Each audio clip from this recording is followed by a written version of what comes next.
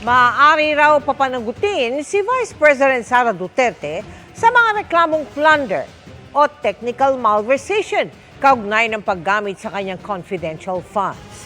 Sabi yan ng ilang mambabatas matapos sabihin ng mga tauhan ng bise na sumusunod lamang sila sa utos ng kanilang boss kaugnay ng pamamahagi ng pondo.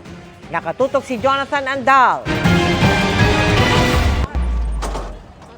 Nahilo kaya isinugod sa ospital kagabi si Gina Acosta, ang Special Disbursement Officer ng Office of the Vice President. Sa gitna ito ng pagtatanong sa kanya ng mga miyembro ng House Good Government and Public Accountability Committee na nag-iimbestiga sa confidential funds ni Vice President Sara Duterte. Nanginginig po, ma'am. Bakit po kayo nanginginig? Kasi po, wala po talaga akong alam kung sino po yun, si Kukoy Villamin, si Grace Piatos po. Kasi po, si Sir La Chica po ang nasa ground po. Siya po ang nagpipipirma. Nag-base na lang po ako sa binalik niya sa akin na acknowledgement receipt po, ma'am. Pero ma'am, yun po'y trabaho nyo as a Special Disbursing Officer. Yes, ma'am. Pero may utos po ang aking boss, ma'am, na i-release ko po kay Sir La Chica, ma'am. Si Vice President Duterte daw ang nag-utos sa kanya na ibigay ang 125 million pesos sa isang Colonel La Chica na hepe raw ng VP-SPG o Vice Presidential Security and Protection Group. Pero nagtataka ang mga kongresista, bakit sa isang colonel ibibigay ang confidential funds? Because po may utos po si Ma'am Inday Sara na sa kanya ko po i-release. Kasi siya po ang nakakaalam kung paano po i-implement ang mga programs and activities in line po sa confidential fund. Siya Okay. po ang surveillance and monitoring po.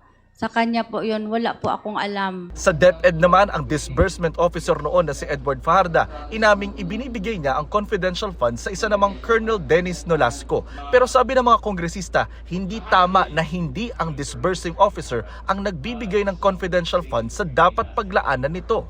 Sa huli, it is a command responsibility at talagang nakikita naman natin na lahat sila ay sumusunod lamang sa utos ng ating Vice Presidente.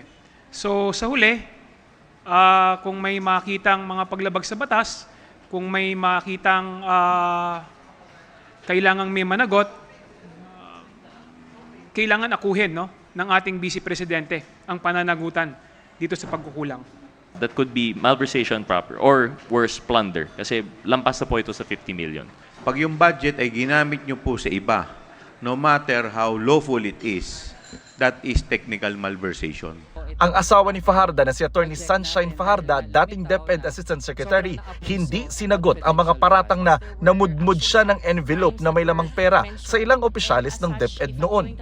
Gaya ng aligasyon ni dating DepEd Undersecretary Gloria Mercado na nakatatanggap daw noon kada buwan ng envelope na may 50,000 piso. Totoo ba na inabutan mo sila ng sobre? There were actually some crimes that were mentioned, and as such, if I'm going to answer those allegations, Mr. Chair, respectfully, I would want to answer them in a proper forum wherein I will be able to present my defenses based on the completeness of the said allegations, Mr. Chair. Isa pang pag-amin ni Mr. Fajarda, nagpapadala siya noon ng pera sa mga bank account ng ilang superintendent sa DepEd sa utos din ni Vice President Duterte. Inungkat din si Mary Grace Piatos ang nakapirma sa ilang acknowledgement receipts para sa confidential funds, pero pinagdududahan ng mga kongresista kung totoong tao. Meron naman pong Piatos na apelyido. Do you know Mary Grace Piatos? Do you know Mary Grace Piatos? Wala po. Hindi ko po siya kilala, ma'am. But you said napapayag kayo kasi may apelidong Piatos. Saan ho ba kayo nakakita ng apelidong Piatos? Meron po sa amin sa Davao, ma'am. Pinayagang makauwi o binigyan ng furlough ang 4 na OVP staff kahit pa meron silang contempt order. Nangako silang dadalo sa susunod na pagdinig. Dalawang staff na ni VP Sara ang nasa ospital ngayon, si Gina Acosta at si Attorney Zulaika Lopez. Sabi ng mga kongresista, inaasahan pa rin nila na dadalo ang dalawa sa susunod na pagdinig sa Biyernes, maging ang bise. Para sa GMA Integrated News, Jonathan Andal, nakatutok, 24 oras.